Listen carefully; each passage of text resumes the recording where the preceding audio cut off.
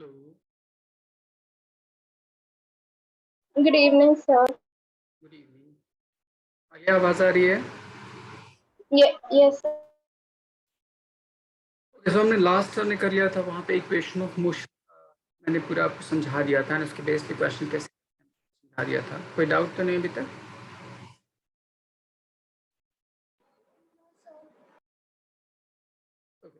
अब देखो इसके एप्लीकेशन क्या क्या हो सकते हैं। ठीक है, इक्वेशन ऑफ मोशन के बेस पे सबसे पहली चीज होती है एक term which is called reaction time.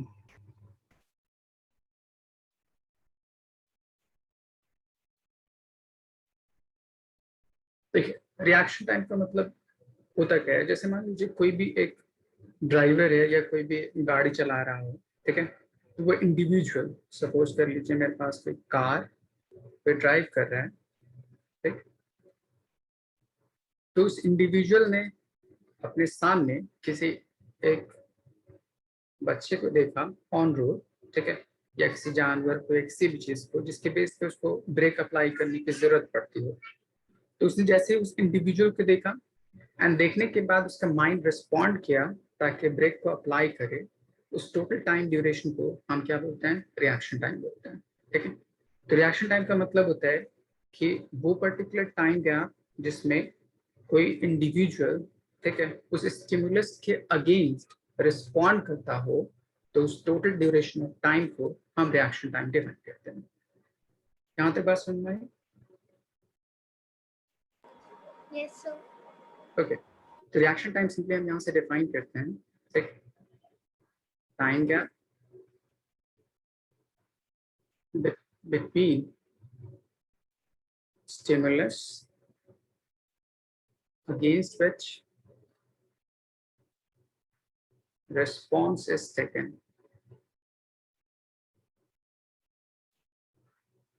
अब उस टोटल टाइम इंटरवल को हम रिएक्शन टाइम बोलते हैं। अब इसमें होगा क्या, अगर वो गाड़ी किसी पर्टिकुलर स्पीड u से अगर मूव कर रही है, तो रिएक्शन टाइम में कोई एक्सेलरेशन कोई डिसेलरेशन नहीं होता, वो सेम उसी पर्टिकुलर वेलोसिटी से मूव करता होता है। तो ड्यूरिंग दिस इंटरवल एक्सेलरेशन की वैल्यू कितनी होती है? 0। सो अगर मैं डिस्टेंस कैलकुलेट करूं according to second equation of motion, तो s is equals to ut plus half at square. तो यहाँ पे एक्सेलरेशन चूंकि 0 है, इसलिए total distance travelled during this particular reaction time is equals to u times dr। ठीक, यहाँ तक कोई मुश्किल? No sir. ओके, अब वो गाड़ी सर्टेन डिस्टेंस तक ट्रैवल कर चुकी होगी, सपोज कर लीजिए उस पर्टिकुलर रिएक्शन टाइम में वो गाड़ी मूव करके कुछ यहाँ तक आ चुकी होगी। अब उसने क्या किया? ब्रेक अप्लाई किया एंड ब्रेक एप्लीकेशन की वजह से उस गाड़ी में रिटार्डेशन होगा एंड रिटार्डेशन के बेस पे वो किसी एक पर्टिकुलर फाइनल डिस्टेंस s या d वहां पे जाके स्टॉप कर सकती है। यहाँ के बाद ब्रेक्स अप्लाई, तब जो एक्सेलरेशन होगा उस अप्लाइड ब्रेक की वजह से होगा। तो यहाँ पे उसके पास इनिशियल वेलोसिटी u होगी, किसी भी इस पर्टिकुलर पॉइंट पे इसकी फाइनल वेलोसिटी v हो जाएगी। अगर उस पर्टिकुलर पॉइंट उस डिस्टेंस से कम होगा तो कोलिजन नहीं होगी, अगर इसके डिस्टेंस से ज्यादा होगा तो वो कोलाइड कर जाएगा, एक्सीडेंट हो जाएगा। तो अभी हम सपोज कर रहे हैं कि कोई एक्सीडेंट नहीं हो रहा, मतलब उसके पहले ही वो गाड़ी रुक जा रही है। तो सपोज कर लीजिए कि फाइनली गाड़ी इस पॉइंट पे आके रुक गई, तो वहां पे फाइनल वेलोसिटी 0 होगी। ड्यूरिंग दिस मोशन यहाँ से यहाँ तक ऑन एप्लीकेशन ऑफ ब्रेक एक यूनिफॉर्म रिटार्डेशन होगा, उस रिटार्डेशन को आप ए मान लीजिए। ठीक, एंड यहाँ से यहाँ तक जो डिस्टेंस ट्रेवल्ड हुआ उसको आप एस स्टॉपिंग डिस्टेंस है या उसको एस टी मान लेते हैं। यहाँ तक बात समझ में आई?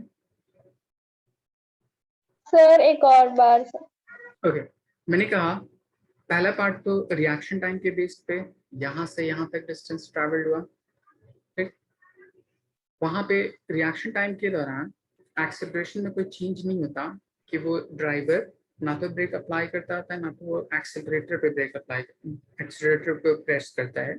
तो इन दोनों कंडीशन में एक्सेलरेशन की वैल्यू कांस्टेंट होती है, मतलब एक्सेलरेशन की वैल्यू 0 होती है। तब जो डिस्टेंस ट्रैवल्ड होता है यहाँ से यहाँ तक, उस डिस्टेंस को हम बोलते हैं distance travelled due to reaction time. उसके बाद ब्रेक अप्लाई होता है, ठीक, रिएक्शन टाइम के बाद वहां पे वेलोसिटी u होती है एंड किसी भी एक फाइनल डिस्टेंस s पे, s t ने मान लिया, वहां पे वेलोसिटी 0 हो जाती है। During this gap break apply होने की वजह से उसमें रिटार्डेशन कॉज हो रहा है, सपोज कर लीजिए a, माइनस से होगा, ये नेगेटिव ऑपोजिट डायरेक्शन में, अभी उसके मैग्नीट्यूड मैंने सिर्फ ले लिया a। तब मैं यहाँ से इसकी वैल्यू, अगर मैं इन सबको रिलेट करके एस टी की वैल्यू कैलकुलेट करूँ, इस एस टी को हम बोलते हैं स्टॉपिंग डिस्टेंस, मतलब वो डिस्टेंस जहाँ पे गाड़ी जाके स्टॉप कर जा रही है, ठीक। तब उसकी वैल्यू सॉल्व करूँ तो यहाँ पे देखिए वेलोसिटी है, एक्सेलरेशन है, डिस्प्लेसमेंट है, यहाँ पे कोई टाइम का रिलेशन नहीं दे रखा, इसलिए हम यहाँ पे second equation, third equation of motion use करते हैं, v square is equals to u square plus 2 times as।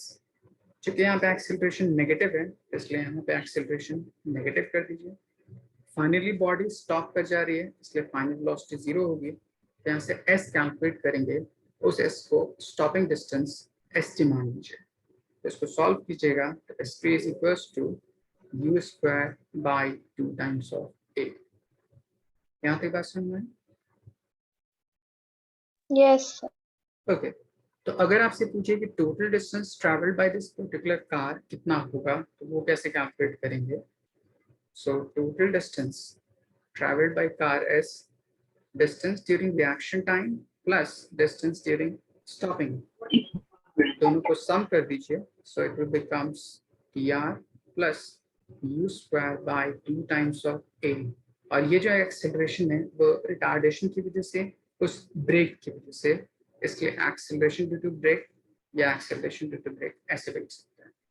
तब मेरे पास ये टोटल डिस्टेंस इतना कैलकुलेट होता है। यहाँ तक बात समझ में आई? Yes. आलिया समझ आया? आप टोटल डिस्टेंस के बाद वाला एक बार रिपीट कर सकते हैं? अच्छा देखिए, मैं आपको फिर से बताता हूँ कि इसमें पूरे प्रोसेस में हुआ क्या क्या। देखिए सबसे पहली चीज यहाँ पे है क्या, सबसे पहले कोई गाड़ी थी यहाँ पे, उसमें ड्राइवर है, उसने किसी इंडिविजुअल को देखा in front of it at some distance पे, ठीक। देखने के बाद कितनी देर उसको लगी ब्रेक अप्लाई करने में, उस टोटल ड्यूरेशन ऑफ टाइम को हमने कहा रिएक्शन टाइम। मैंने किस चीज को देखा, that is stimulus, and stimulus के अगेंस्ट मेरी बॉडी रिस्पॉन्ड करती है, ठीक, तो उसको रिस्पॉन्स बोल सकते हैं, ठीक। उस टोटल ड्यूरेशन ऑफ टाइम को रिएक्शन टाइम। इस रिएक्शन टाइम की वैल्यू अलग अलग इंडिविजुअल में अलग अलग होती है, जनरली 0.5 और 0.4 सेकंड होती है, ठीक है। मैं आपको क्वेश्चन में दूंगा। तो उस ड्यूरेशन ऑफ टाइम के लिए वो जो गाड़ी होगी वो यूनिफॉर्म वेलोसिटी से मूव करती होगी, उसमें कोई एक्सेलरेशन, कोई रिटार्डेशन नहीं होता, इसलिए मैंने फर्स्ट पार्ट के लिए एक्सेलरेशन की वैल्यू 0 रखी। तब मैंने डिस्टेंस कैलकुलेट किया कि during that particular interval of time कितना डिस्टेंस कवर कर चुका होगा। तो आपको टाइम गिवन है एंड डिस्प्लेसमेंट कैलकुलेट करना है, वेलोसिटी पता है, तो second equation of motion use किया, वहां पे एक्सेलरेशन की वैल्यू 0, इसलिए S R that is distance in during reaction time is equals to u velocity of the vehicle at that particular instant and time जितना reaction time individual का है, driver का, उसके बेस पे। तो फर्स्ट पार्ट आपको calculate हो गया, मतलब गाड़ी यहाँ से यहाँ तक कितना डिस्टेंस ट्रैवल की, वो पार्ट आ गया। अब उसके बाद उसके माइंड ने जब रिस्पॉन्ड किया था तो उसने कुछ ब्रेक अप्लाई किया, ब्रेक अप्लाई होने की वजह से रिटार्डेशन होगा, उस रिटार्डेशन को ए बोल दीजिए या मैंने कहा ए भी बोल दीजिए, एक्सेलरेशन ड्यू टू ब्रेक। वो नेगेटिव होगा क्योंकि स्लो डाउन कर रहा है उसकी वेलोसिटी को, यहाँ पे उसकी वेलोसिटी u है, फाइनली किसी पर्टिकुलर डिस्टेंस पे जाके स्टॉप कर जाएगा तो फाइनल वेलोसिटी 0। टोटल डिस्टेंस यहाँ से यहाँ तक एस टी, उस डिस्टेंस को मैंने कहा स्टॉपिंग डिस्टेंस। तब इसको third equation of motion use करके एस टी की वैल्यू कैलकुलेट कर लिया। अब अगर आपसे पूछे कि वो गाड़ी इस डिस्टेंस स्टार्टिंग पॉइंट से फाइनली इस पॉइंट तक कितना डिस्टेंस ट्रैवल किया है, तो दोनों डिस्टेंस को ऐड कर दीजिए तो आपका टोटल डिस्टेंस आ जाएगा। आएगा समझ? Yes sir. ओके, इसको पहले नोट डाउन कर लीजिए, फिर मैं इसके बेस पे आपको क्वेश्चन देता हूँ।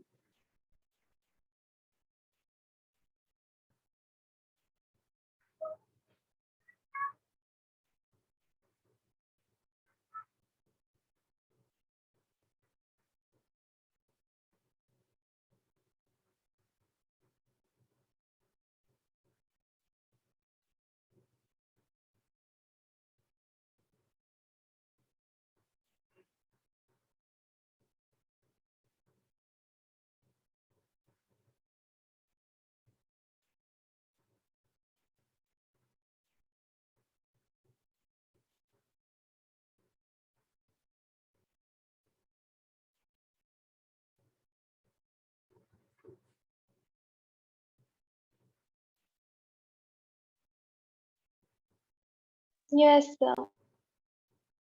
आलिया लिख लिया? ओके, अब देखिए इस बेस में एक आसान से क्वेश्चन होता है।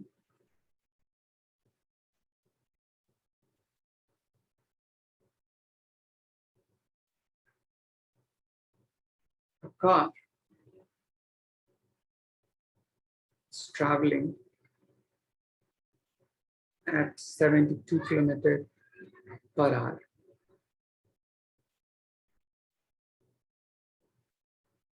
If the reaction time of driver is 0.5 seconds,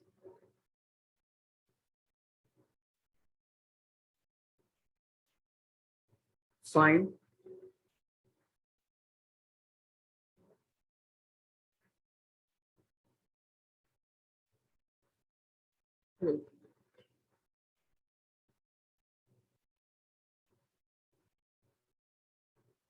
now if he sees an animal in front of him at 105 meters away, define whether you collide or not. Question समझ आया?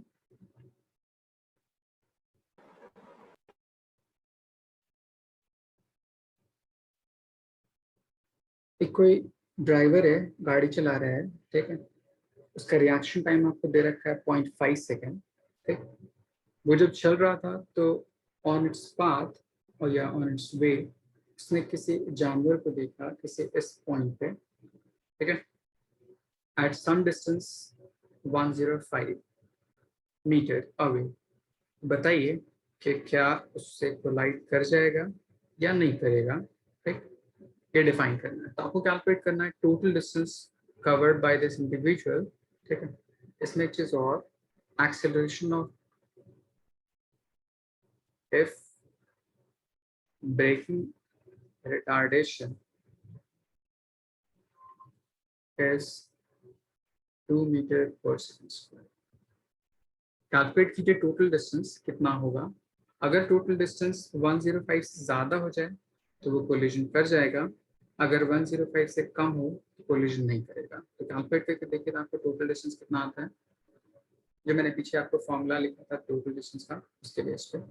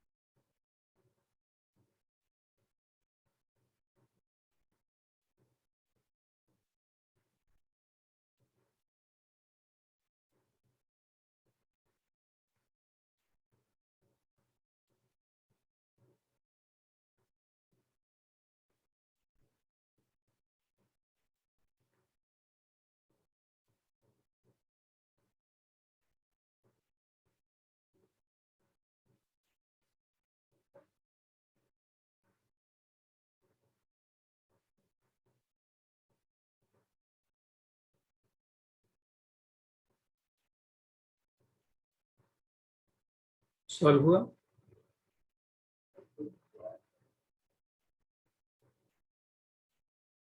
अदिति सर एक okay,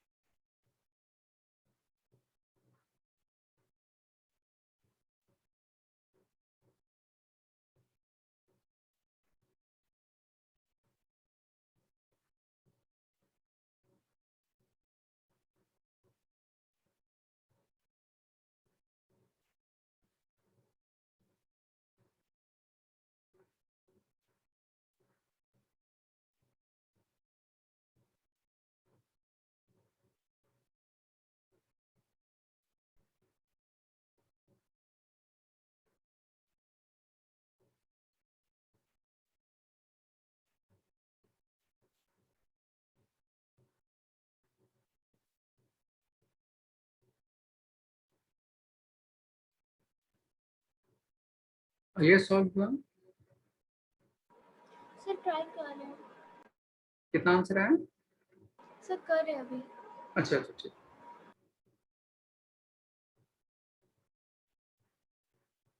अब सबसे पहले इस question को convert कर लीजिएगा इस किलोमीटर पर आवर मीटर पर सेकंड में, एंड देन उस फॉर्मूले में पुट कर दीजिएगा, कितना आएगा आंसर। सर ये कोलाइड नहीं करेगा। देखते हैं। u is equals to 72 kilometre पर आवर, 5 बाई 18 कर दीजिए मीटर पर सेकंड में कन्वर्ट करने के लिए। 18 फोर हो जाएगा 20 मीटर पर सेकंड। कितना आ गया था आपका? अब देखिए आपको यस सर। टोटल डिस्टेंस क्या कवर्ड करना है, तो total distance is distance during reaction time plus distance in stopping. Reaction time के लिए आपका था मेरे पास speed into time. Speed is 20 and time is 0.5 seconds plus u square, which is 20 into 20 by 2 times of acceleration 2. तब ये पूरा part हो जाएगा 20 into 0.5 is 10 meter plus 2 to the 4, 10 into 10, 100. तो कितना आ गया?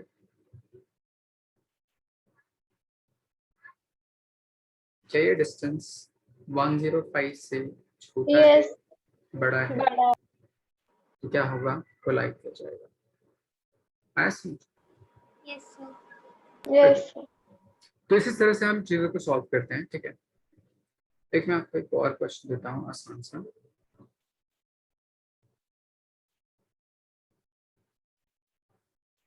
On travelling at 72 kilometer per hour, car stops in 108 meter, and then traveling at 30 meter per second stops in 237 meter. Okay. Find reaction time and braking retardation of the car. ठीक है, मतलब कोई गाड़ी है, पहले अगर 72 किलोमीटर पर our पे चल रही है तो 108 मीटर पे स्टॉप कर जा रही है। अगर 30 मीटर पर सेकंड पे चल रही है तो 237 मीटर पे स्टॉप कर रही है। तो बताइए रिएक्शन टाइम उस ड्राइवर कितना होगा और ब्रेकिंग एक्सेलरेशन कितना होगा। दो इक्वेशन बनेंगे, दोनों को सॉल्व कीजिएगा, आंसर आ जाएगा। देखिए कितना आता है।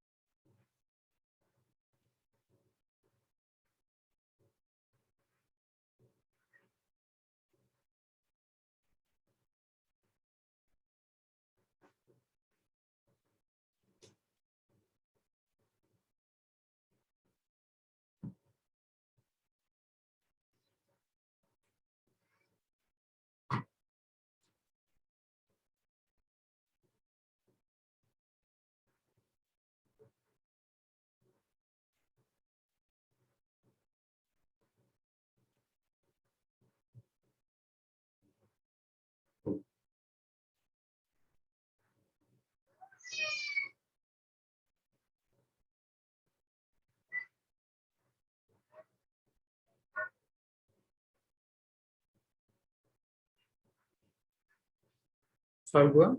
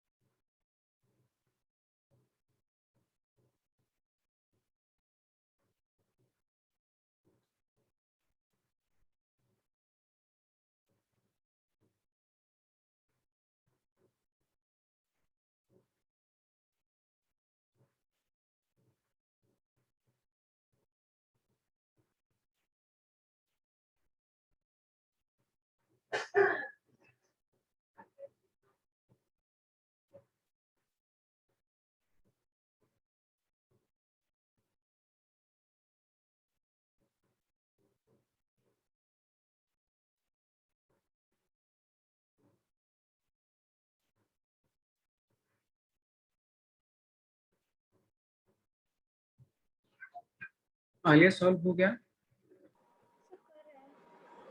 अच्छा,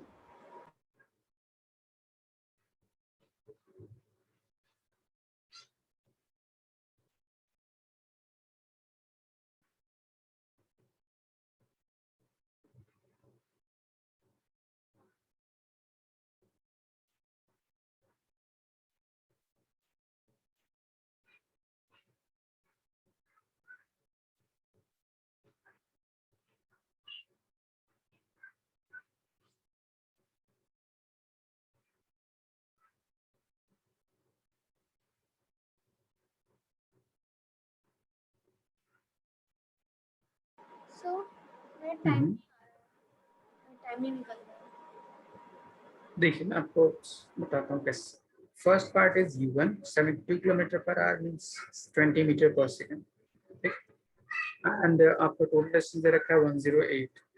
U2 इज 30 मीटर पर सेकेंड एंड डिस्टेंस दे रखा है 2.7 मीटर. तब तो पहला इक्वेशन आ जाएगा 108 is equals to 20 into TR plus U square, which is 400 upon 2 is 200 divided by A. And second equation अगर solve कीजिएगा तो आ जाएगा 237 is equals to 30 into TR plus 300 3 का square 900 by 2 is 450 upon AB. ये आपका दो equation बनेगा. आदित्य आपके ये दो इक्वेशन ऐसे हुआ है सॉल्व, ऐसे हुआ आया है. ये सर दूसरे वाले में थोड़ा. ओके, अब इन दोनों को सॉल्व कैसे करेंगे? ठीक है, सॉल्व करने का आसान तरीका ये है, लीनियर इक्वेशन टू वेरिएबल मान के ऐसे बना सकते हैं. तो पहले TR की वैल्यू निकालिए, ठीक है, या पहले AB की वैल्यू निकाल लीजिए, आपकी मर्जी. तो यहाँ पे ये 20 और यहाँ पे ये 30 है, दोनों का एलसीएम कितना हो जाएगा 60. इस पूरे पार्ट को मल्टीप्लाई कर दीजिए 3 से, इस पूरे पार्ट को मल्टीप्लाई कर दीजिए 2 से एंड दोनों को सब्ट्रैक्ट कर दीजिए, आपका AB आ जाएगा. फिर उसको किसी भी एक इक्वेशन पुट कर दीजिएगा, TR आ जाएगा.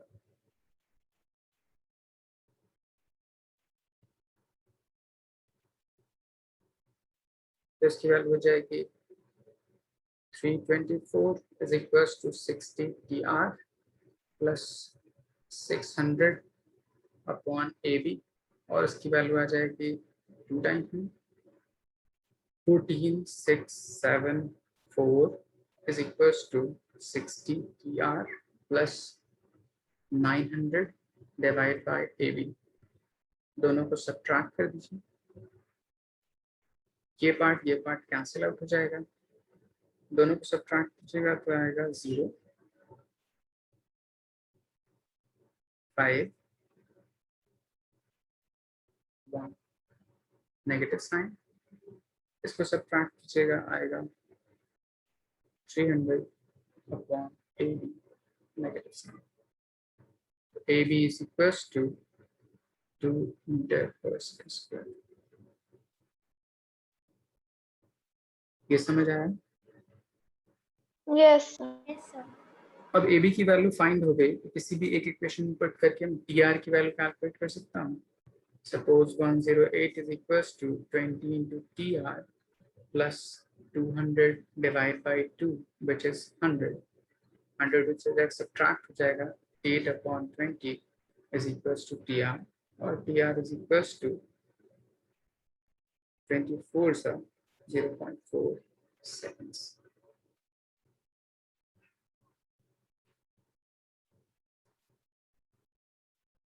कोई प्रॉब्लम यहाँ पर?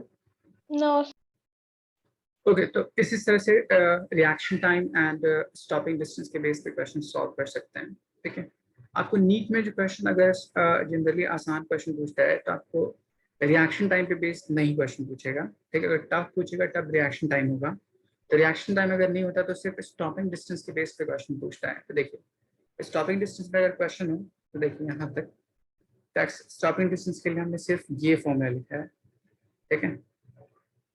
तो स्टॉपिंग डिस्टेंस के लिए डिस्टेंस वेलोसिटी के स्क्वायर के डायरेक्टली प्रोपोर्शनल है एंड ब्रेकिंग एक्सेलरेशन हर कंडीशन में सेम रहती है।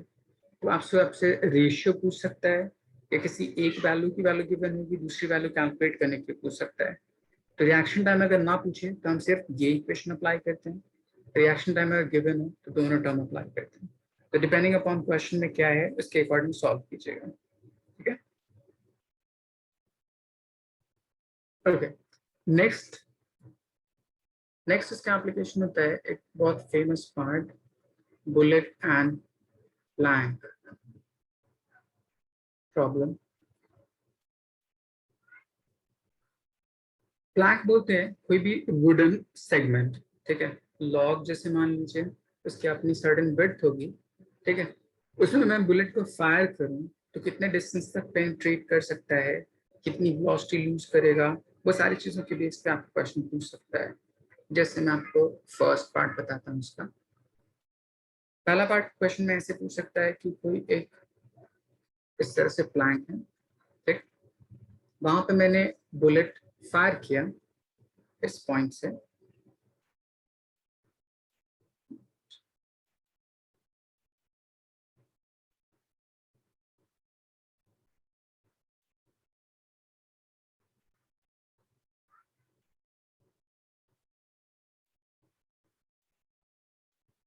यहाँ मैंने बुलेट लिया, इसको मैं यू वेलोसिटी से फायर किया किसी एक प्लैंक में, वुडन प्लैंक है, ठीक है। तब क्या होगा, जैसे ही अंदर पेनिट्रेट करेगा, क्योंकि वुड उस पर ऑपोजिशन फोर्स अप्लाई करेगी फ्रिक्शन की वजह से, तो उसकी वेलोसिटी स्लो डाउन होनी शुरू होती है। तो कहता है किसी पर्टिकुलर डिस्टेंस तक गया तो उसकी वेलोसिटी कुछ लूज कर जाएगी, 5%, 10%, 20%, वो परसेंटेज के टर्म में गिवन होगा। सपोज कर लीजिए यहाँ पर वेलोसिटी उसकी v1 हो गई, ठीक। तो पूछता है कि और फर्दर कितना डिस्टेंस वो ट्रैवल करे टू गेट स्टॉप। तो मान लीजिए आपका जो डिस्टेंस है इस पॉइंट पे, ठीक, वहां पे वेलोसिटी v1 हो गई, तो और कितना फर्दर डिस्टेंस ट्रैवल करेगी वो bullet to get stop finally, ठीक।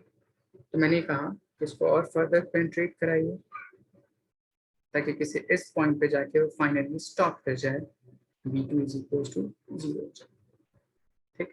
इस पूरे प्रॉब्लम में क्या है, सबसे पहले बुलेट यहाँ से फायर किया गया, वेलोसिटी u है, किसी इस डिस्टेंस यहाँ से यहाँ तक गया, उस डिस्टेंस को आप मान लीजिए s1, ठीक। तो उसकी वेलोसिटी v1 हो गई। वो v1 कुछ भी हो सकती है, 5%, 10% यूज करने के बाद, हाफ, 1/3, 1/5, कुछ भी। तब क्वेश्चन पूछता है कि और फर्दर कितना डिस्टेंस मूव करे ये बुलेट, पेनिट्रेट करे उस प्लैंक को टू गेट फाइनली स्टॉप। तो हम अज्यूम कर लेते हैं यहाँ से यहाँ तक टोटल डिस्टेंस s2। तब इस पूरे प्रॉब्लम में ये कहता है कि वुड हर पॉइंट पे सेम बिहेव करेगा। तो जितना ऑपोजिशन फोर्स इस सेगमेंट में अप्लाई करेगा उतना ही ऑपोजिशन फोर्स को इस सेगमेंट में भी अप्लाई करेगा। तो ऑपोजिशन फोर्स हर जगह सेम है, इसलिए ऑपोजिंग रिटार्डेशन कैसा होगा, कांस्टेंट होगा, वो चेंज नहीं करेगा, ठीक। तब यहाँ पे भी वेलोसिटी गिवन है, यहाँ पे भी velocity, displacement, velocity and displacement third equation of motion होता है। तो वहां से एक्सेलरेशन की वैल्यू कैलकुलेट कीजिए, तो ये हो जाएगा v² - u² by 2 times of s। इस इक्वेशन को first part and second part दोनों के लिए कैलकुलेट कीजिए। एंड चूंकि मेरे पास एक्सेलरेशन को पूरे पाथ के लिए हर जगह सेम है, क्योंकि ऑपोजिशन फोर्स कांस्टेंट है, दोनों को इक्वेट करके सॉल्व कर सकता है। जैसे मैं फर्स्ट पार्ट के लिए सॉल्व करूं, v1² - u² by distance 2 times of s1, and for the second part v2² which is 0 minus u² by total distance s2। दोनों को इक्वेट कर दीजिए, s1 की वैल्यू गिवन होगी, s2 की वैल्यू कैलकुलेट हो जाएगी। तो इस तरह से हम इन टर्म को सॉल्व कर सकते हैं। ये समझ आया पूरा प्रॉब्लम क्या था? हेलो, यस सर, थोड़ा थोड़ा। देखिए मैं आपको क्वेश्चन से समझाता हूँ, ठीक है, ताकि ज्यादा क्लियर हो जाए, ठीक है। एक क्वेश्चन था अभी 2018 में नीट में क्वेश्चन पूछा, ठीक है, इसने कहा a bullet on penetrating a plank loses half of its velocity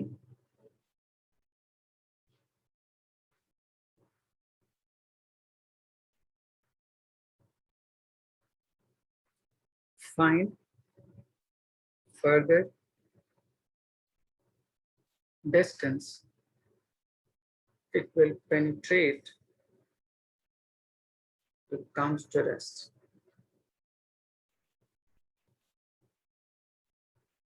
देखिए इस क्वेश्चन में ये क्या है कि कोई बुलेट है जो 3 सेंटीमीटर किसी प्लैंक में अगर पेनिट्रेट करता है तो उसकी वेलोसिटी हाफ हो जाती है, क्योंकि हाफ वेलोसिटी लूज कर देते हैं।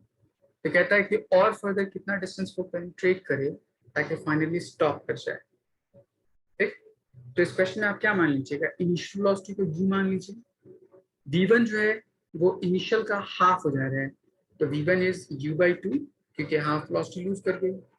v2 आपका 0 हो जाएगा, s1 आपका 3 सेंटीमीटर गिवन है, s2 कैलकुलेट हो जाएगा। अदिति समझ आया ये?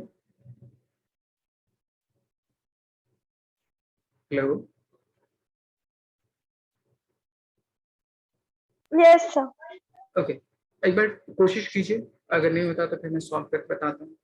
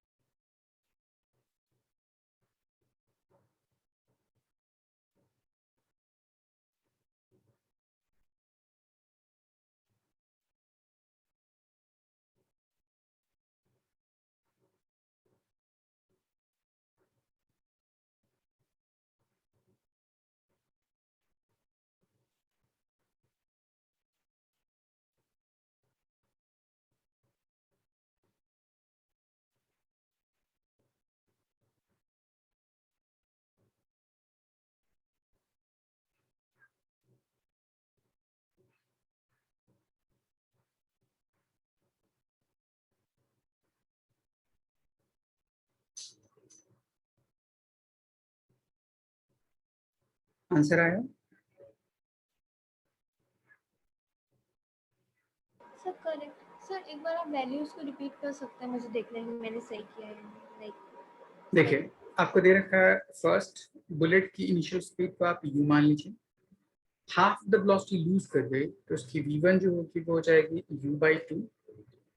Distance in first penetration s1 वो दे रखा है आपको 3 सेंटीमीटर, s2 आपको कैलकुलेट करना है। तो इन सारी वैल्यूज को आप इस इक्वेशन में पुट कर दीजिए, s2 कैलकुलेट कर लीजिए। सर S2 1 है क्या? सही है, सो इसकी वैल्यू पुट कीजिएगा तो आएगा u/2 इसका square minus u square divide bye 2 times s1 3, 0 square minus u/2 इसका square divide bye 2 times s2, 2 and 2 cancel out, ये हो जाएगा u स्क्वायर बाई 4, माइनस कीजिएगा तो हो जाएगा 4 minus 1 3/4 u square divide by 3, ये हो जाएगा u square divide by 4 with negative sign s2, u square by 4 cancel out, 3 cancel out, minus minus cancel out, so s2 is equals to 1 centimetre. Yes sir. Aliya समझ आया? Yes sir. तो ये मैंने कहा कि एक ही प्लैंक है, उसी में अलग अलग डिस्टेंस के बेस पे आपको गिवन होगा, तब मैं ऐसे सॉल्व करूंगा। अगला इस पे बेस्ड ऐसे भी क्वेश्चन पूछ सकता है नंबर ऑफ प्लैंक्स के बेस पे। ठीक, नंबर ऑफ प्लैंक्स के बेस पे कैसे पूछ सकते हैं, जैसे अगर आपको बोले कि कोई एक वुडन प्लैंक है ये, उसमें मैंने बुलेट फायर किया इस पॉइंट से एट सम वेलोसिटी u। जब एक प्लैंक होगा तो वो इसको पेनिट्रेट करके इमर्ज आउट कर सकता है एट सम वेलोसिटी v1। इसकी अपनी कुछ विड्थ होगी यहाँ से यहाँ तक कितना b। तो आपको वेलोसिटी गिवन है, डिस्प्लेसमेंट गिवन है, तो मैं अप्लाई करूंगा third equation of motion and वहां से एक्सेलरेशन फाइंड करूं, क्योंकि ड्यूरिंग इट्स पेनिट्रेशन उसका ऑपोजिशन फोर्स हर पॉइंट पे सेम रहेगा, इसलिए acceleration is equals to v square minus u square by 2 times d। ये कैलकुलेट हो जाएगा फर्स्ट पार्ट से। अब आपसे वो क्वेश्चन बोलेगा कि ऐसे ऐसे कितने नंबर ऑफ प्लैंक्स मैं अरेंज करूं उसके पाथ में। सपोज कर लीजिए 1 2 3, कितने नंबर ऑफ प्लैंक्स अरेंज करूं ताकि वो बुलेट फाइनली स्टॉप कर जाए। तो ऐसे ऐसे बहुत प्लैंक्स अरेंज कर दीजिए। ठीक, नहीं पता कितने तो मैं n नंबर ऑफ प्लैंक्स ले सकता हूँ। एंड देन यहाँ से अगर मैं फायर करूँ सेम, यहाँ से बुलेट को फायर किया एट सम वेलोसिटी u, किसी भी nth सेगमेंट के ऊपर फाइनली आके स्टॉप कर जाएगा। तो अगर एक प्लैंक की विड्थ अगर d है तो n नंबर ऑफ प्लैंक्स की विड्थ कितनी हो जाएगी n into d। n into D. So total displacement आपका यहाँ से यहाँ तक हो जाएगा n इंटू डी। यहाँ पे भी मेरे पास क्या है, वेलोसिटी है एंड डिस्प्लेसमेंट है। थर्ड इक्वेशन ऑफ मोशन से एक्सेलरेशन फाइंड कीजिए। सो v square minus u square by 2 times of displacement n into D. And क्योंकि दोनों जगह प्लैंक का जो बिहेवियर है वो सेम है, क्योंकि सेम क्वालिटी ऑफ वुड है, इसलिए ऑपोजिंग फोर्स सेम होगा, इसलिए एक्सेलरेशन ये एंड एक्सेलरेशन ये दोनों को आपस में क्या कर दीजिए, इक्वेट कर दीजिए। एन जो नंबर ऑफ प्लैंक्स है उसकी वैल्यू फाइंड आउट हो जाएगी। आया समझ? Yes sir. Yes, अदिति समझ आया? yes, okay. sir. अब इसमें जो क्वेश्चन पूछता है वो दो तरह से क्वेश्चन पूछता है। एक मैं क्वेश्चन बोलूंगा कि एक प्लांट को पहले पेनिट्रेट किया उसके बेस पे, तब बोलेगा अगर ये n नंबर ऑफ प्लांट्स को इंडिविजुअली अगर पेनिट्रेट करे तब कितना होगा। या बोल सकता है कि इसी सेगमेंट में फर्दर अगर मूव करा दिया जाए तब कितना होगा। तो अगर आपको फर्दर बोले तो इसको सॉल्व करके जो n की वैल्यू आएगी उसमें 1 सब्ट्रैक्ट कर दीजिएगा, क्योंकि पहला भी तो यहाँ पे था। आया समझ? तो क्वेश्चन में गिवन होगा उसके अकॉर्डिंग अपना आंसर n लिखिएगा या n-1 लिखिएगा। ठीक है, जैसे मैं आपको क्वेश्चन देता हूँ उसके बेस पे आपको समझ आएगा।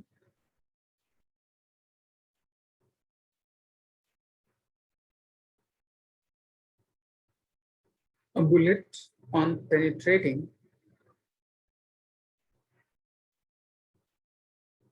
a log loses 10% of its velocity. Find number of such log required further to stop the bullet. तो यहाँ पे लिखा गया फर्दर। फर्दर का मतलब कि यहाँ से हिट किया, यहाँ पे इमर्ज आउट किया v1, तो और फर्दर कितना होगा, तो फर्दर यहाँ से यहाँ तक होगा। तो टोटल आपने सॉल्व किया n, उसमें से एक सब्ट्रैक्ट कर दीजिए, इसलिए आपका आंसर हो जाएगा n-1। ठीक है, अगर आपको फर्दर नहीं बोलता, इंडिविजुअली अगर सॉल्व करने के लिए बोलता तो आंसर m होता। ठीक, इसको सॉल्व करने की कोशिश कीजिए, देखिए n कितना आता है एंड देन इसके बेस पे n-1 कैलकुलेट कीजिए।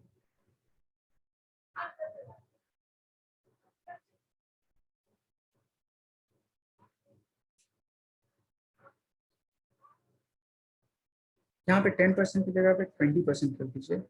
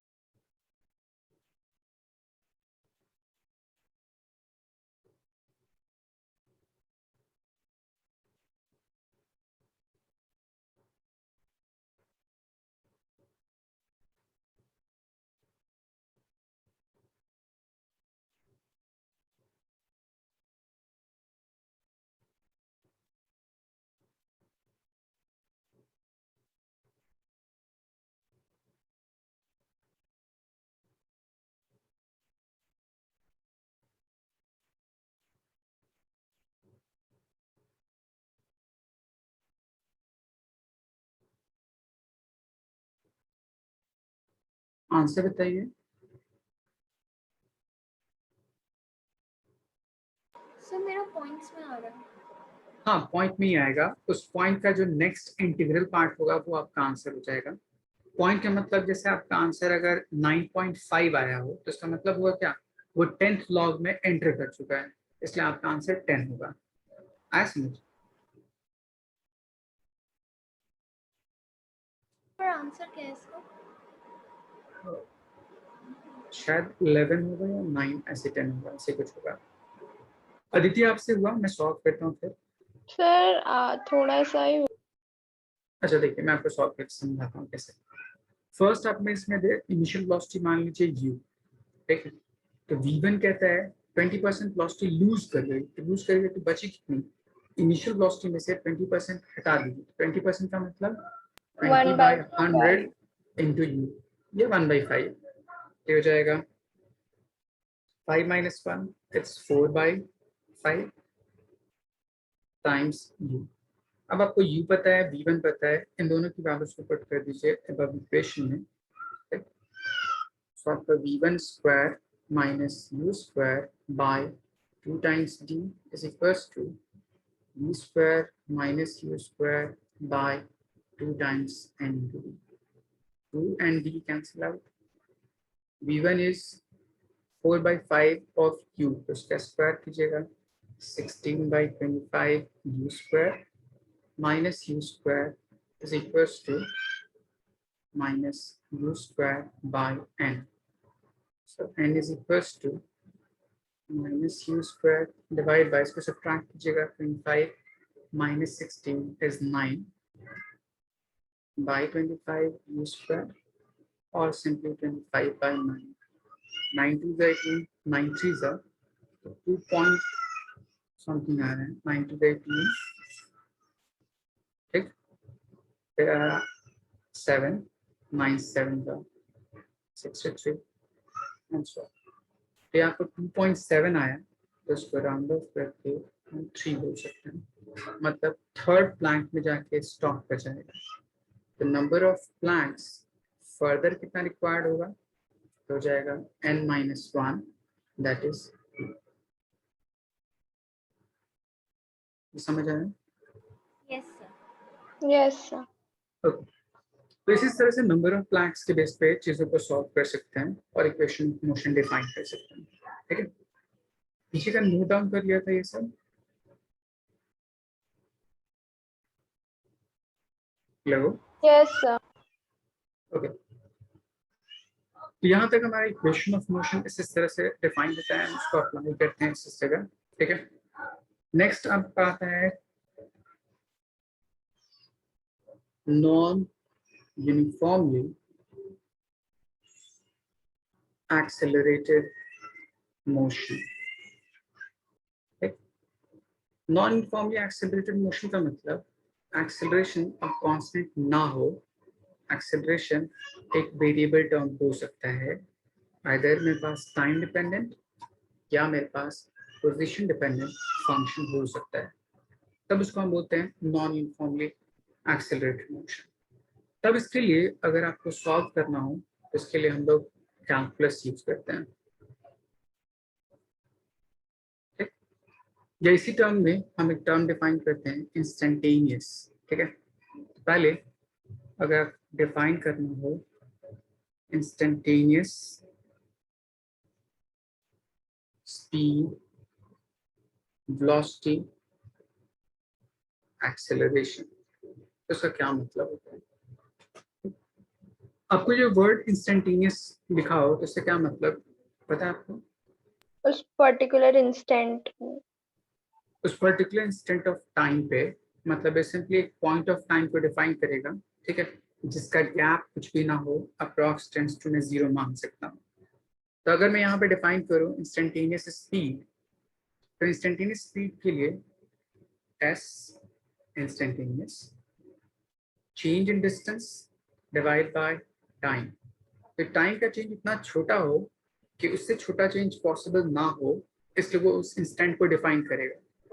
तब उसको डिफाइन करने के लिए हम यहाँ पे एक साइड में एक वर्ड यूज करते हैं limit delta t tends to 0। अब ये पूरा टर्म एक फंक्शन हो जाता है जो मैंने आपको कैलकुलस में सिखाया था, डिफरेंशिएशन। कुछ याद आया? Yes.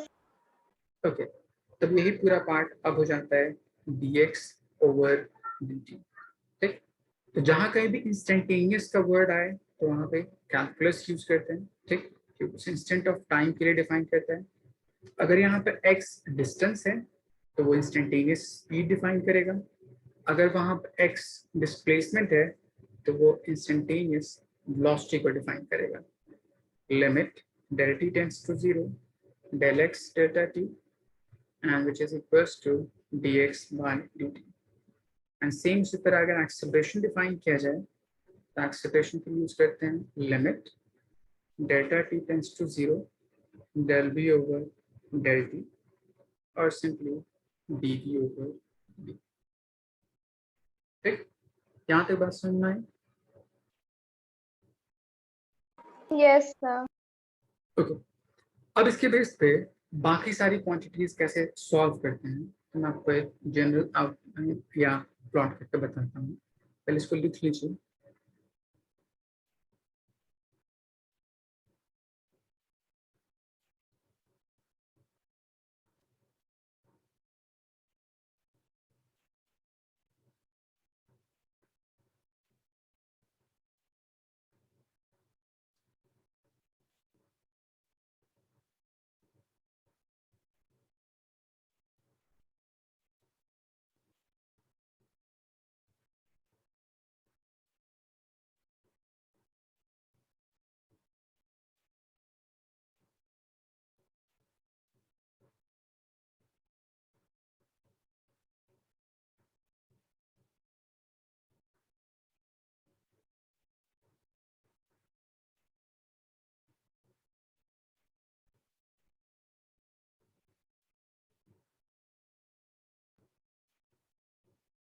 Yes.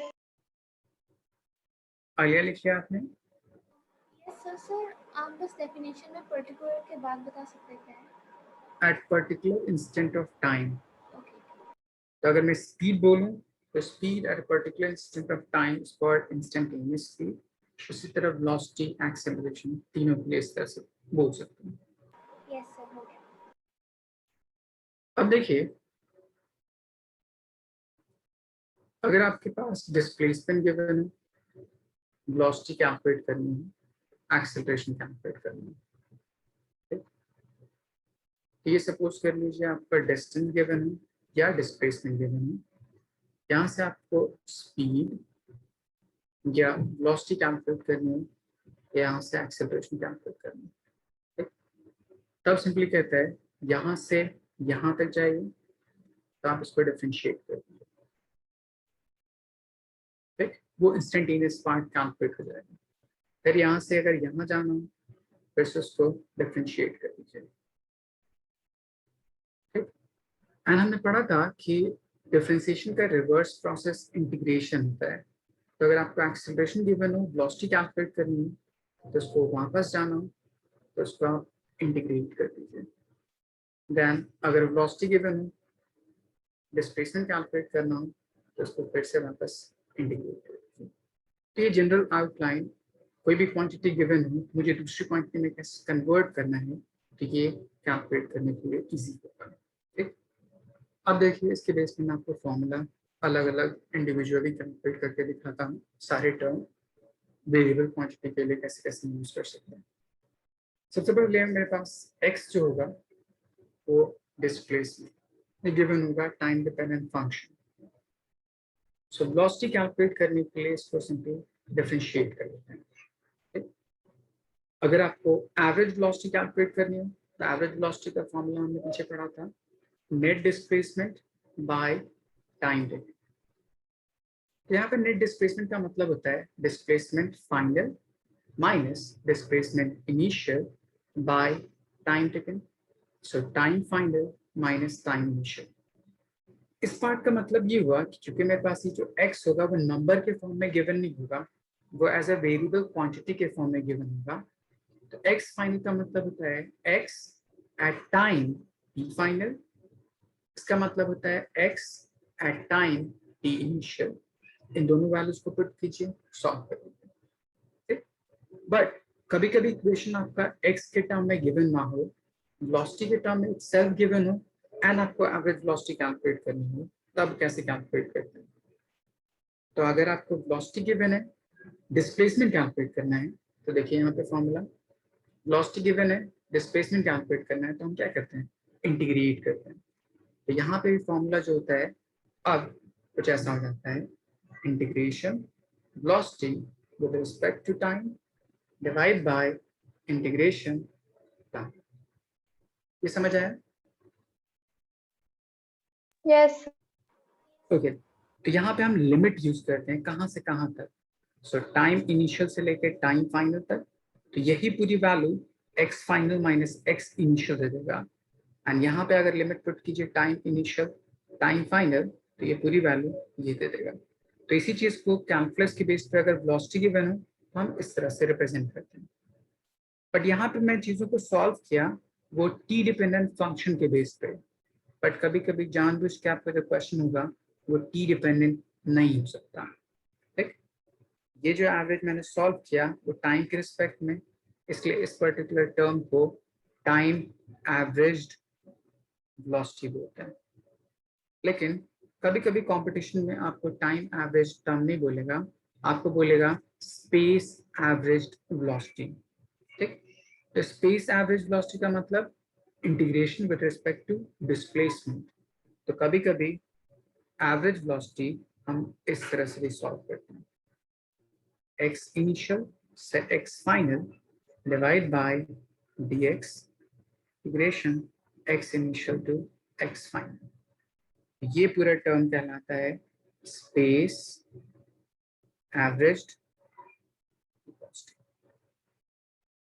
तो एवरेज वेलोसिटी कैलकुलेट करने के तीन तरीके, अगर आपको x के टर्म में गिवन हो तो ये फॉर्मूला अप्लाई कीजिए, अगर आपको v के टर्म में गिवन हो तो ये फॉर्मूला अप्लाई कीजिए, और अगर v x डिपेंडेंट फंक्शन के टर्म में गिवन हो तो आप ये तरीका अप्लाई कीजिए। मैं ये सारे के बेस पर मैं क्वेश्चन करना सिखाऊंगा।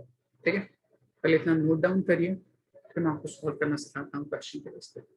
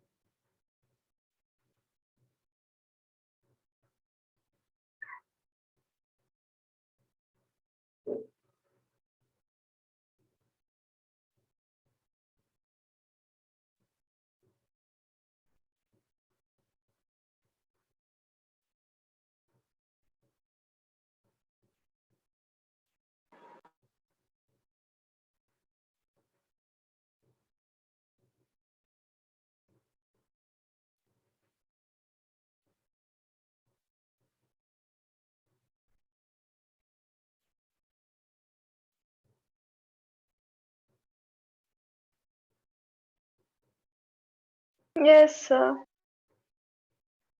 आलिया आपने लिख लिया? यस ये सारी चीज समझ आई थी आपको? थोड़ी थोड़ी, क्योंकि ये वाली मैंने क्लास नहीं ली थी, इसी से मैंने शुरू किया था इसके बीच में। अच्छा अच्छा, ठीक है ठीक है, कोई प्रॉब्लम नहीं। अभी बस आप बस लिखिए, ठीक है, मैं आपको फिर समझा दूंगा सारी चीजें कैसे कैसे होंगे। देखिए आपको क्वेश्चन गिवन होगा, if x is equals to t square minus 4t plus 5, find first velocity at t is equals to 2 seconds, second initial velocity, average velocity between t is equals to 1 second to t is equals to 3 seconds,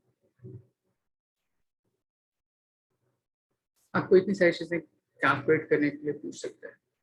देखिए first आपको given क्या है, displacement. Calculate क्या करना है, velocity at t is equal to 2 second. किसी एक particular point of time के लिए कैलकुलेट करने के लिए पूछ सकता है, तब इस पर्टिकुलर वेलोसिटी को हम v इंस्टेंटेनियस बोल सकते हैं। तो आप सिंपल क्या कीजिए, x को डिफरेंशिएट कर दीजिए, जो वैल्यू आएगी वहां पे t की जगह पे 2 सेकेंड पुट कर दीजिए, ठीक। वो वैल्यू वेलोसिटी इंस्टेंटेनियस या velocity at t is equal to 2 second calculate हो जाएगा। आया समझ? सर एक बार रिपीट कर सकते हैं? देखिए यहाँ पे मेरे पास जो इक्वेशन गिवन है x, वो t डिपेंडेंट फंक्शन दे रखा है। इस पूरे टर्म को मैं बोल सकता हूँ डिस्प्लेसमेंट गिवन है, दैट इज x। आपको कैलकुलेट करना है velocity at t is equal to 2 second. t is equal to 2 second क्या है, मेरे पास किसी इंस्टेंट ऑफ टाइम के लिए डिफाइन करने के लिए बोल रहा है। और हमने पीछे डिस्क्राइब किया, कोई भी quantity which is defined for a particular instant of time is called instantaneous. और यहाँ पे वेलोसिटी उस पर्टिकुलर टाइम के लिए कैलकुलेट करना है, इसलिए इसको मैं बोल सकता हूँ वेलोसिटी इंस्टेंटेनियस। इसके लिए मैंने सिंपल फॉर्मूला क्या कहा कि डिस्प्लेसमेंट को डिफरेंशिएट कर दीजिए, जो वैल्यू आएगी वहां पे t की जगह पे 2 सेकेंड पुट कर दीजिए, ठीक। मतलब v is equal to dx by dt।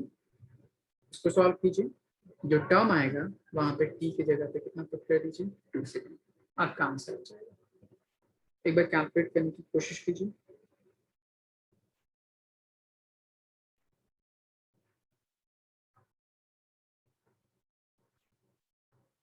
Differentiate करना याद है आपको, भूल गए?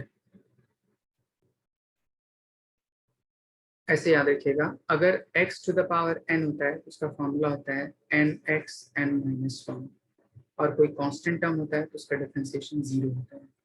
ये दो फॉर्मूले याद रखिए।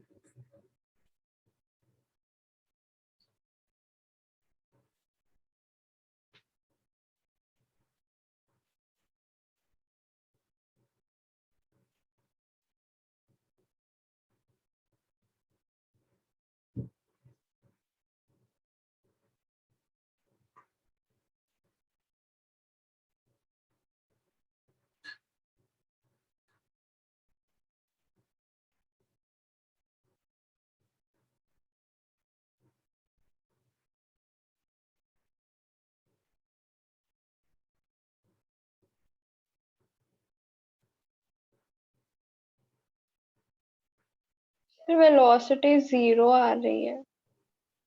0 आ रही है? एक मिनट चेक करता हूँ। आपके पास x गिवन है, x is equal to t square minus 4 into t plus 5। Differentiate कर दीजिए dx बाई dt, ये हो जाएगा 2t माइनस 4 प्लस 0। अब t की जगह पे 2 सेकेंड पुट कर दीजिए, 2 into 2 minus 4 which is equal to 0 metre पर सेकेंड, ठीक। मतलब t is equal to 2 second पर वेलोसिटी की वैल्यू 0, तो ये उसका इंस्टेंटेनियस पार्ट है। आले यहाँ तक आ गया था आपका? सर माय t की वैल्यू क्या है, 2 राइट? हाँ, t की वैल्यू 2 मैंने पुट किया इस इक्वेशन में यहाँ पे। तो सर जब ऊपर वाले उसमें 4 इंटू टी है तो यहाँ पे 4 इंटू 2 नहीं होगा? अच्छा अच्छा, आपको समझ नहीं आया। देखिए ये मेरे पास है x डिस्प्लेसमेंट है, तो फर्स्ट पार्ट आपको उसको डिफरेंशिएट करना है। यहाँ पे डिफरेंशिएट करने के लिए मैंने यहाँ पे फॉर्मूला लिखा, कोई भी टर्म t है उसके ऊपर पावर अगर n है तो उसका डिफरेंशिएशन का फॉर्मूला होता है n into T n minus 1। यहाँ पे t पे पावर कितना है, 2 है, तो पहले इसको डिफरेंशिएट कर दीजिए, 2t 2 माइनस 1। उसी तरह यहाँ पे t पे पावर कितना है, 1, तो इसमें फॉर्मूला हो जाएगा 1t 1 माइनस 1। आया समझ? Yes sir, yes. और अगर कोई भी कांस्टेंट टर्म होता है तो उसका डिफरेंशिएशन 0 होता है, इसलिए 5 था तो उसका डिफरेंशिएशन 0 होता है, ठीक। तो पूरी वैल्यू सॉल्व होने के बाद आ जाती 2t माइनस 4। अब यहाँ पे t की वैल्यू पुट करते हैं, पहले वाले इक्वेशन में नहीं पुट करते हैं। Yes sir. ओके, अब इसमें आपकी जो वेलोसिटी आई है v is equal to 2t minus 4, इस इक्वेशन के बेस पे आपका सेकंड पार्ट पूछता है कि फाइंड इनिशियल वेलोसिटी इस पर्टिकुलर मोशन के लिए। इनिशियल वेलोसिटी हम किसको बोलते हैं? अगर सिंपल आपसे ये कुछ सवाल पूछे तो आप क्या बोलेंगे? Starting velocity. हाँ, मतलब velocity with which body gets started. Body get started जिस वेलोसिटी से, मतलब क्या होगा, वहां पे टाइम की वैल्यू कितनी होगी? 0। 0। तो टाइम की वैल्यू 0 इस पर्टिकुलर इक्वेशन में पुट कर दीजिए, वो उसके इनिशियल वेलोसिटी कहलाएगा। तो हो जाएगा 2 into 0 minus 4 which is equals to -4 metre पर सेकंड। ठीक, जहां कहीं भी अगर आपको इनिशियल वेलोसिटी के बारे में पूछे तो आप बोलिए कि वेलोसिटी कैलकुलेट कीजिए एंड वहां पे t की जगह पे 0 पुट कर दीजिए, फिर जो वैल्यू आती है वो आपकी इनिशियल वेलोसिटी है। यहाँ तक कोई मुश्किल? No sir. ओके, अब इसका थर्ड पार्ट देखिए इस क्वेश्चन का। वो कहता है कि एवरेज वेलोसिटी कैलकुलेट कीजिए for the time gap t is equals to 1 second to t is equals to 3 second। आपको जो इक्वेशन दे रखा है वो डिस्प्लेसमेंट गिवन है, टाइम गिवन है। इन दोनों टर्म को मैंने जो पीछे फॉर्मूला यूज किया था, ये वाला part, x final for the t final, x initial for the t initial, calculate कीजिए, इस फॉर्मूले पुट कीजिए, v वेलोसिटी एवरेज कैलकुलेट हो जाएगा। कोशिश कीजिएगा सॉल्व करने की।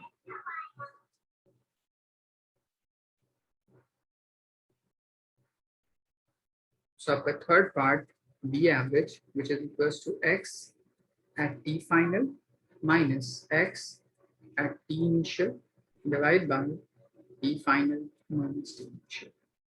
t initial की वैल्यू दे रखी है 1 सेकेंड, t final की वैल्यू दे रखी है 3 सेकेंड। इन दोनों टर्म को पुट कीजिए, आंसर कैलकुलेट कीजिए।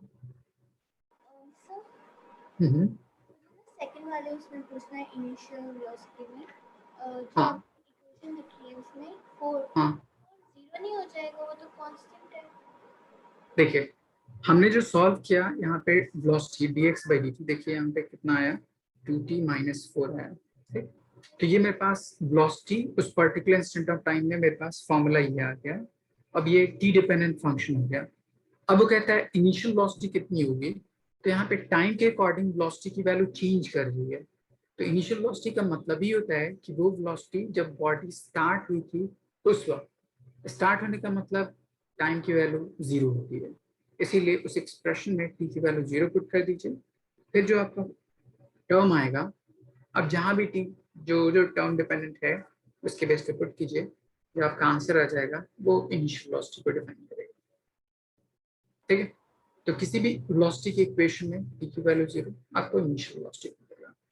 मैं 4 की बात कर रही हूँ, जो उसमें 4 है हम्म, तो वो तो कांस्टेंट है ना, जिसके हाँ ऊपर तो था तो वो 0 हो गया था।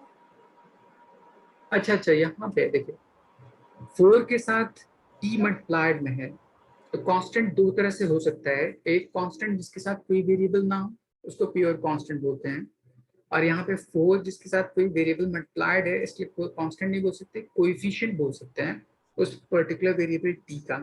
तो उस पर कोई इफेक्ट नहीं पड़ता, वो बाहर एज इट इज रहता है, एंड जो वेरिएबल होता है उसको हम डिफरेंशिएट करते हैं। मैं ये पूछ रही थी जिसकी जो इक्वेशन ये 2t माइनस 4 है, उसमें हम्म, जो 4 है वो हमारा 0 क्यों नहीं होगा? क्योंकि वो 0 क्यों होगा, आप फर्दर डिफरेंशिएट थोड़ी कर रहे हैं, हमने सिंपली इसी इक्वेशन में टी की जगह पे वैल्यू पुट करनी है, इस इक्वेशन को डिफरेंशिएट नहीं करना। ठीक और है। t की जगह पे वैल्यू पुट किया है, इसलिए 2 इंटू टी, टी 0 है, 2 इंटू 0 इज 0, बट 4 के साथ कोई t डिपेंडेंट फंक्शन नहीं है, इसलिए इसके साथ कुछ भी मल्टीप्लाइड नहीं होगा, इसलिए यहाँ पे वैल्यू -4 आ गई। ओके सर, समझ गए। Thank you. Third part solve करने की कोशिश कीजिए, एवरेज वेलोसिटी।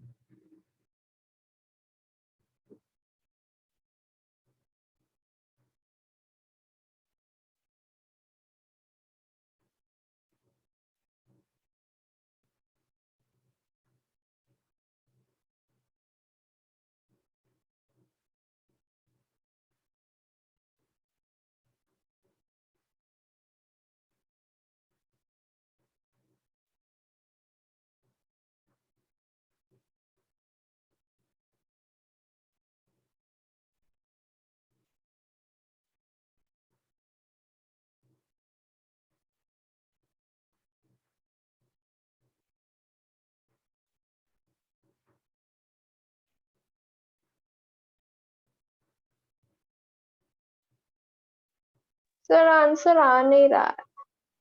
देखिए पहले मैं इसको सॉल्व कर रहा हूँ, x final x initial calculate कर रहा हूँ। तो आपको देखिए पहले टी इनिशियल की वैल्यू दे रखी है 1 second. So x initial is 1 का square minus 4 into 1 plus 5, which is 1 minus 4 plus 5, 5 plus 1 6 minus 4, which is 2 meter, and t final is equals to 3 second, that is x final 3 का square minus 4 into 3 plus 5, so पूरी value हो जाएगी 9 plus 5 14 minus 12, which is 2 meter। इन दोनों values को यहाँ put कर दीजिए, 2 minus 2 upon 3 minus 1, which is equals to 0 meter per second।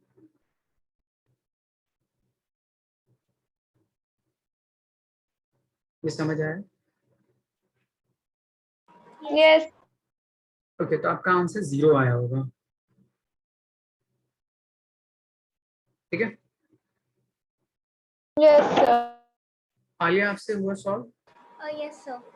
Okay next मैं अनदर क्वेश्चन आपको देता हूँ आसान सा। कभी भी आपको अगर नॉन यूनिफॉर्मली एक्सेलरेटेड मोशन में या अगर टाइम डिपेंडेंट फंक्शन के बेस पे अगर आपसे कोई क्वेश्चन पूछे डिस्टेंस एंड डिस्प्लेसमेंट कैलकुलेट करने के लिए, तो उसको सॉल्व कैसे करते हैं। जैसे अगर आपको गिवन है if position of particle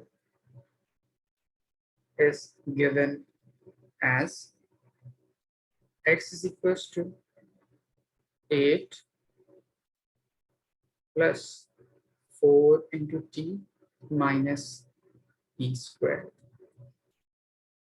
Find distance and displacement in 5 seconds. पहले क्वेश्चन समझ आया क्या कहने का मतलब है? यहाँ पे यस देखिए ये जो टर्म बोल रहा है पोजीशन है, मतलब एक्स अलग अलग टाइम पे पोजीशन ऑफ पार्टिकल को डिफाइन कर रहा है, ठीक है। तब इसके बेस पे अगर आपसे पूछे कि डिस्टेंस एंड डिस्प्लेसमेंट कैलकुलेट कीजिए in this particular amount of time, कितना होगा। तो जब कभी इसको सॉल्व करना हो तो डायरेक्टली टी की वैल्यू मत पुट कर दीजिएगा, वो आपको गलत आंसर देगा, ठीक।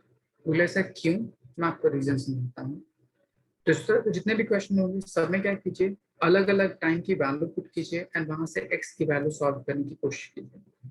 फर्स्ट टी की वैल्यू 0, वहां से एक्स की वैल्यू सॉल्व कीजिए, फिर t इज इक्वल टू 1, वहां से x की वैल्यू सॉल्व करें, t is equal to 2, t is equal to 3, t is equal to 4 and t is equal to 5। इस सारे अलग अलग टाइम में x की अलग अलग वैल्यूज फाइंड कर लेते हैं। सबसे पहले पार्ट ये करते हैं, ठीक। जैसे मैं आपको एक दो सॉल्व करके बताता हूँ। t इज इक्वल टू 0, वहां पे x, तो इस एक्सप्रेशन में t की वैल्यू 0 पुट कर दीजिए, ये भी टर्म 0, ये भी टर्म 0, सिर्फ क्या बचेगा 8 मीटर, ठीक है। यहाँ तक तो मुश्किल। No sir. t is equals to 1 second put कीजिए, तो 4 into 1 minus 1 का स्क्वायर, 4 minus 1 3 plus 8 11 मीटर। फिर t की जगह पे 2 पुट कीजिए, 4 to the 8 plus 8 16 minus 4 is 12 metre. 3 put कीजिए, 9 4 to the 12 plus 8, तो 8 plus 12 is 20 minus 9 which is 11 metre. x is equals to 4 put कीजिए, 4 4 16, 4 4 16 कैंसिल आउट, सर क्या बचेगा 8 metre. And x is equals to 5 second put कर दीजिए, 5 5 is 25, 5 4 is 20 minus 5 3 metre. ये समझ आया? Yes sir. तो पहला पार्ट ये सब, हाँ पूछिए। नो सर कुछ नहीं। ओके तो पहला ये पार्ट हमने सॉल्व कर लिया। अब इस चीज को अगर मैं प्लॉट करके दिखाऊं कि एक्चुअली में किस पार्ट को डिफाइन कर रहे हैं, तो आप इस तरह से एक हॉरिजॉन्टल लाइन डिफाइन कर दीजिए, ठीक है। इसमें अलग अलग स्टेप, सपोज कर लीजिए 0 से स्टार्ट करूं, 0 1 2 3 4 5 6 7 8 9 10, 11 एंड 12। ठीक, अब देखिए जब स्टार्ट मोशन हो रहा है तो सबसे पहले स्टार्ट कहाँ पे, t = 0 पे 8 मीटर पे, मतलब पार्टिकल यहाँ से स्टार्ट हो रहा है, ये आपका स्टार्टिंग पॉइंट है ए। वहां से कहाँ तक गया, 11 मीटर पे, तो यहाँ से पहले गया 11 मीटर पे। ठीक, तो ये आपका बी पॉइंट है 11 मीटर। फिर उसके बाद कहाँ जा रहे हैं, x2 की वैल्यू कितना है 12, यहाँ के बाद क्या है वो 12 मीटर पे, मतलब ये आपका सी पॉइंट है। इसके बाद कहाँ जा रहा है, अगेन 11 मीटर पे। तो 11 मीटर अगेन कब आ सकता है, जब उसका मोशन रिटर्न बैक होगा। ठीक, ये पॉइंट बी पे, एंड देन फिर उसके बाद फिर से वापस मूव किया 8 पे। ठीक, एंड फिर वहां से मूव किया यहाँ से एफ पॉइंट 3। तो जो पूरा मोशन होगा वो इस तरह से डिस्क्राइब होगा। आई बस समझ। Yes sir. अब इस एक्सप्रेशन के बेस पे आप डिस्टेंस एंड स्पेसिंग कैलकुलेट कर सकते हैं इजीली। सॉल्व करके बताइए डिस्टेंस कितना है एंड स्पेसिंग कितना है।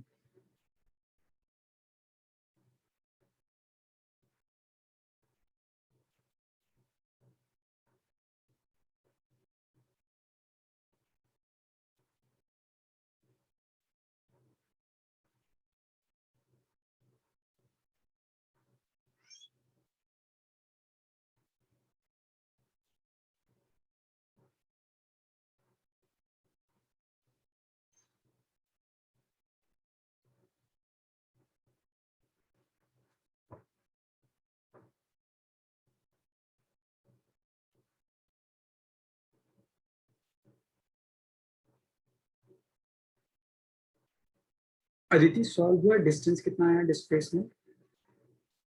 कर रही हूँ sir. Okay,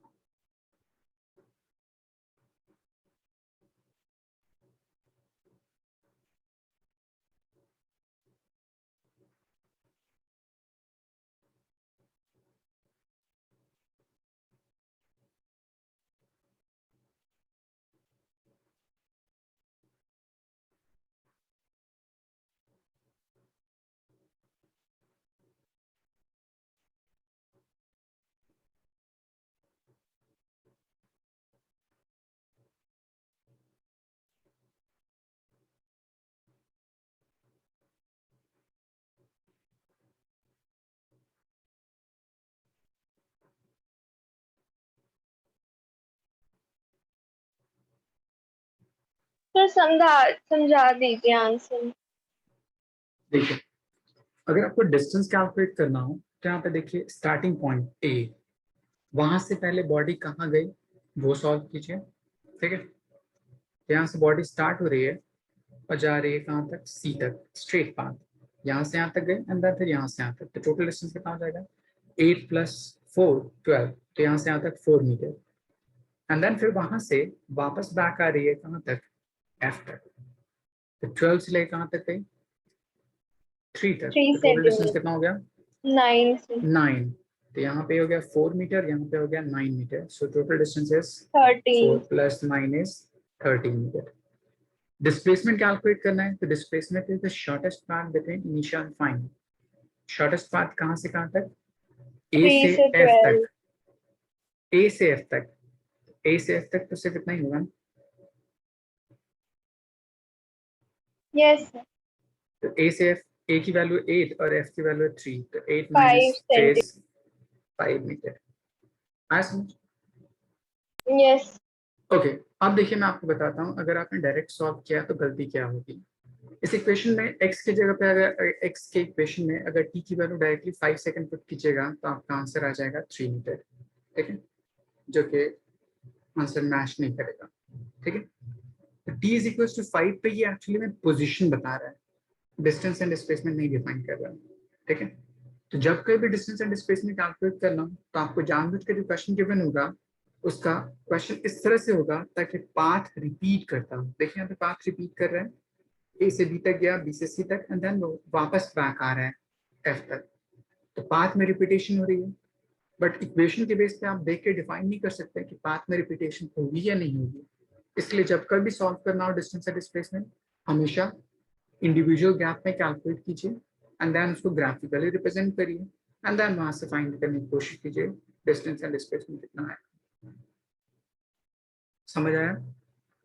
Yes, sir. Yes, sir. Okay, note down कर लिया यहाँ तो?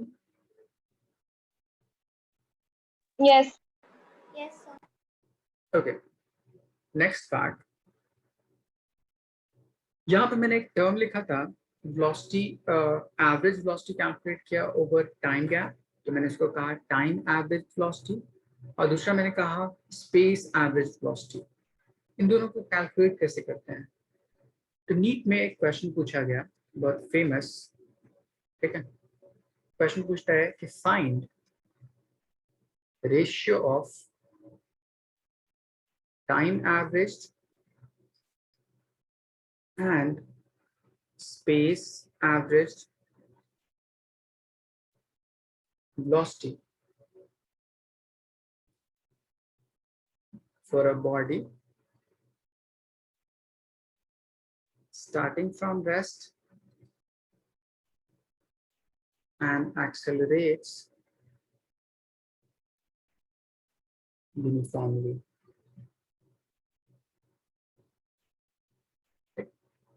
उसने कहा कि कोई भी एक ऑब्जेक्ट है जो स्टार्ट हो रहा है रेस्ट से, मतलब u की वैल्यू 0 होगी, यूनिफॉर्म एक्सेलरेशन से एक्सेलरेट कर रहा है, तो बताइए उस पर्टिकुलर बॉडी के लिए टाइम एवरेज वेलोसिटी और स्पेस एवरेज वेलोसिटी, इन दोनों का रेशियो कितना होगा? क्वेश्चन में कोई डाउट? No. ओके, अब मैं इसको सॉल्व करना सिखाता हूँ कैसे सॉल्व करते हैं, ठीक। दो अलग अलग पार्ट, एक टाइम एवरेज और एक स्पेस एवरेज। देखिए फर्स्ट पार्ट, यहाँ पे कोई ऑब्जेक्ट है जिसकी इनिशियल वेलोसिटी 0 है, एक्सेलरेट कर रहा है ए से, तो ए की वैल्यू कोई कांस्टेंट मान लीजिए। सबसे पहले वेलोसिटी को टाइम डिपेंडेंट फंक्शन मानिए। Velocity time dependent term first equation या थर्ड इक्वेशन इसमें आता है? First equation. So first equation of motion, v is equals to u plus a into t. U is 0, acceleration is constant, so velocity t के directly proportional। तो ये आपका first part आ गया। Average velocity का formula मैंने लिखा था integration v dt divide by integration dt, ये टर्म लिखा था। Yes, sir. अब v का इक्वेशन किसके इक्वल है? at, वहां पुट कर दीजिए a into T dt integration divide by integration dt, क्योंकि a कांस्टेंट था तो उसको मैंने बाहर लिख लिया। यहाँ तक कोई मुश्किल? No. आलिया, आपको इंटीग्रेशन का फॉर्मूला याद है?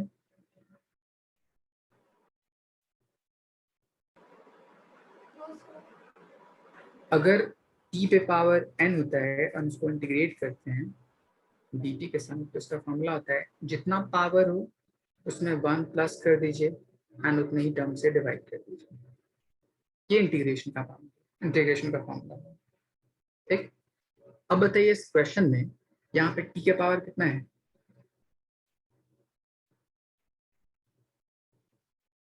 हेलो,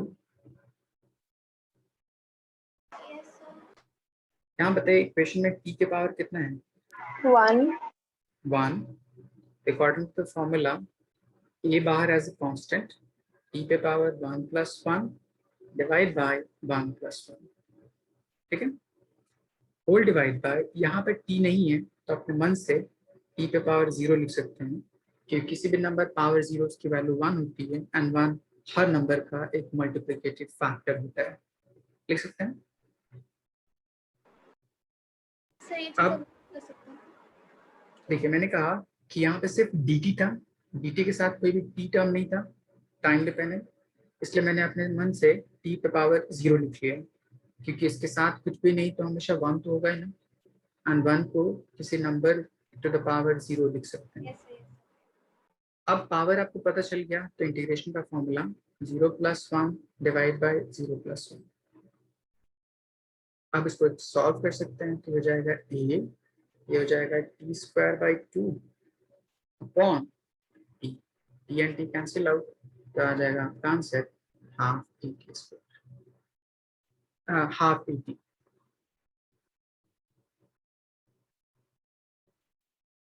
अदिति, यहाँ पे कोई प्रॉब्लम? No, ओके, तो ये आपका पार्ट आ गया एवरेज वेलोसिटी, ठीक, विद रिस्पेक्ट टू टाइम अगर मैंने सॉल्व किया तब ऐसा रिलेशन है। दूसरा, अगर मैं डिस्टेंस के अकॉर्डिंग इसको सॉल्व करूं तब मेरे पास टर्म कैसे आएंगे, तो मैं आपको वो सॉल्व करके बताऊं। आपके पास इक्वेशन है v = a × t। वेलोसिटी को डिस्प्लेसमेंट के टर्म में मैं क्या लिख सकता हूँ, इंस्टेंटेनियस dx by dt लिख सकता हूँ। कोई problem? No, is equals to a × t, ऐसे लिख सकते हैं। yes, sir. अब यहाँ से आप dx की वैल्यू कैलकुलेट कर सकते हैं, तो ये आ जाएगा कितना, 80 dt। अब आपको v की वैल्यू पता है, dx की वैल्यू पता है, तो फॉर्मूला आपका था v average is equals to v dx integration divide by dx उसका इंटीग्रेशन। v की वैल्यू कितनी हमने ऊपर कैलकुलेट की, 80, dx की वैल्यू कितनी है, कितनी, 80 Half dt, 80. dx की वैल्यू यहाँ पे ये टर्म, ये पूरा टर्म dx था,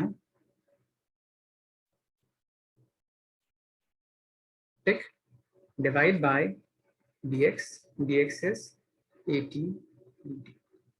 समझ आया? Yes, अब जो टर्म a और a² बाहर आ गया, यहाँ पे t × t² dt variable part inside, divide by a constant बाहर, इंटीग्रेशन d dt। अभी डायरेक्टली कट नहीं करते हैं, पहले इंटीग्रेट कर लेते हैं, उसके बाद ऊपर नीचे सिंप्लीफाई करते हैं। तब देखिए ये पूरा टर्म आ जाएगा, ऊपर में आ जाएगा a², आ लिया t इंटीग्रेशन t² का कितना आएगा, ये इस फॉर्मूले के अकॉर्डिंग सॉल्व कीजिए। so 1 answer 1. t पे पावर यहाँ पे कितना है, So 2। 2.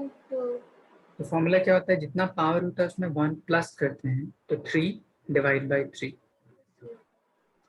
सो ये पूरा टर्म हो जाएगा t³ divided by 3 whole divide by, यहाँ पे a एज इट इज, यहाँ पे t पे पावर कितना है, 1, ठीक है। तो उसका अगर इंटीग्रेशन करूंगा तो आ जाएगा t²/2। ये समझ आया? लास्ट वाला नहीं समझ आया, t² कैसा है? यहाँ पे t पे पावर कुछ नहीं तो कितना था, 1 था, Yes, sir. Okay, and so integration का फॉर्मूला जितना पावर उसमें 1 प्लस करते हैं उतनी टर्म से डिवाइड करते हैं। अब ये सारे टर्म आ गए इंटीग्रेट करने के बेस पे, अब इसको सिंप्लीफाई कर लीजिए, तो a और a कैंसिल आउट हो जाएगा, t² t³ कैंसिल आउट हो जाएगा, तो आपका आंसर आ जाएगा 2/3 a × t।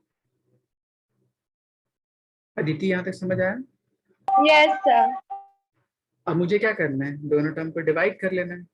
दोनों टर्म डिवाइड करूंगा, v average over time and v average over space, तो उसकी वैल्यू आई थी ½ at एंड इसकी वैल्यू आई 2/3 टाइम्स 80।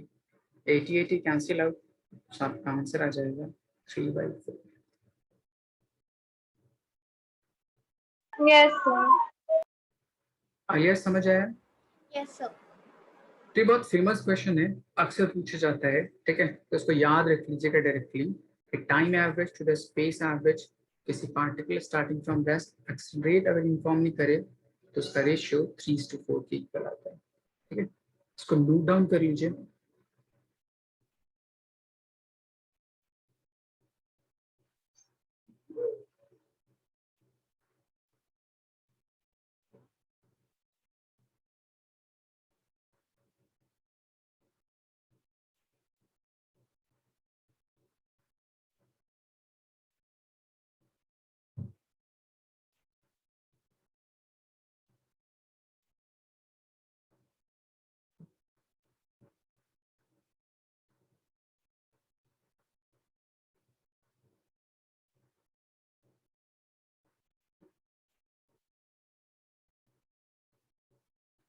Yes, sir. आलिया लिख लिया आपने? Yes sir. ओके, यहाँ तक कोई डाउट आज की पूरी क्लास से रिलेटेड? No, sir.